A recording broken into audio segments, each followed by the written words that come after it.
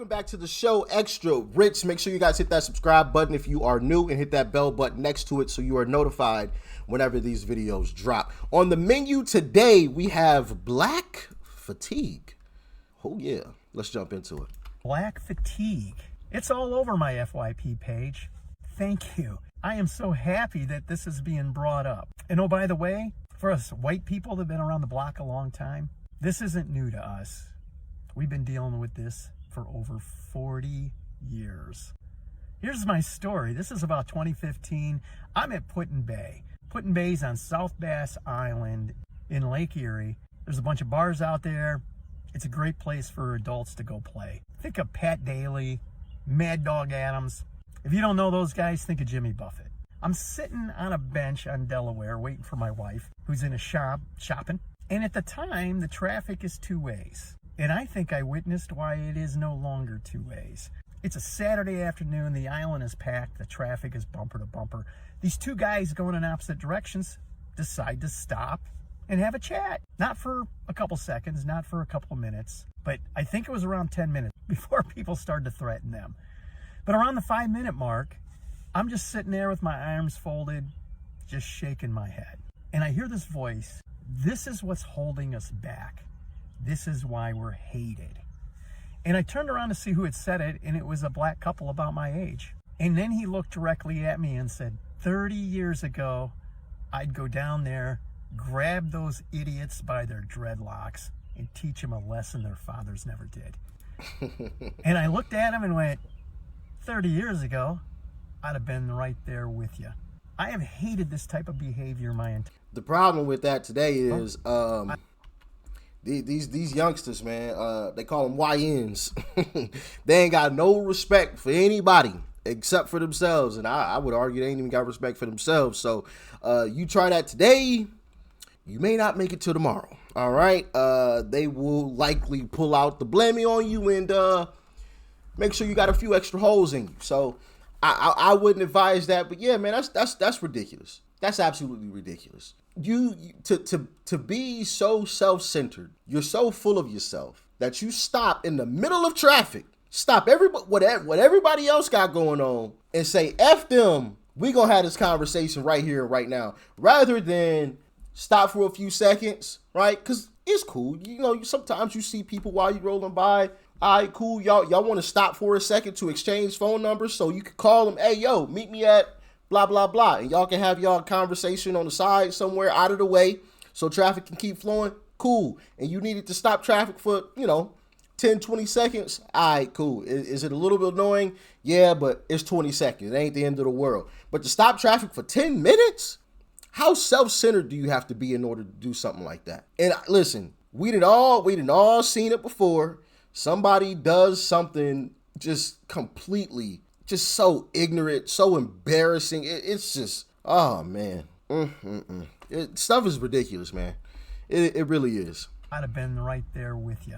I have hated this type of behavior my entire life. I've never gotten it. How self-centered do you have to have no respect for any other human being? It's all about you. These are the people I've spent my life avoiding. But I had never thought about it from the black community side. And I gotta say, it sucks a lot more for you guys than it does for us white people because you're associated with it, right? There are a lot of white. Yeah, because we look just like them. So when anybody else, white person, Asian, right? Anybody else sees this behavior, now they looking at me crazy thinking I'm about to be the same way. And, hey, listen. We might have the same skin color, but we don't act the same, all right? Make no mistake about it. And yeah, of course, there are other people from other races that act ratchet and participate in this ghetto behavior too. So make no mistake about it. I'm not simply just saying only black people do it, but I am black, and that's the perspective that I'm going to speak from today because that's obviously what we're talking about here. We're talking about black folks, because I know there's going to be somebody that's going to say, well, what about, we're going to get into the whole whataboutism game, and me personally, I think that's foolish. If your house is falling apart, why the hell are you pointing at the neighbor's house is falling apart? We talking about your house. The house you live in, your house falling apart. You over, well, what about the neighbor's house? Their house don't look good either. So, and what? Let the neighbors figure that out. We talking about your house. You know, I hate this whole whataboutism game, and I feel like I always got to say that because there's always somebody that has something like that to say. Well, what about the white people? What about the Asian people? What about the Mexican? Blah blah blah blah blah. We ain't talking about them. Let them address that situation. We talking about black folks. Let's stay on topic. All right, let's jump back in. That just put you all together, and it has slowed down the healing of this country. But seriously, 40 years ago, racism should have been over. Unfortunately, the Democratic Party has continued to fan the flames of racism to make money and to get votes. I'm so thankful that a lot of you are waking up to That's this. facts. And again, I can't stress this enough. This isn't a black thing. This is a behavior thing. Some of my closest friends are black, and I love and appreciate them. And I'm very thankful that they have not allowed the crappy behavior out of some to drag them down. Well, I hope you're having a great day. I hope to see you tomorrow. Yeah, I mean, like I said, it's not simply black people, of course. Because for me personally, anybody that be acting ratchet and doing stuff like that, I don't want you around me. Stay as far away from me as possible, okay? But even still, I don't know, I would say probably 95% of my friends are black, if not a higher percentage than that.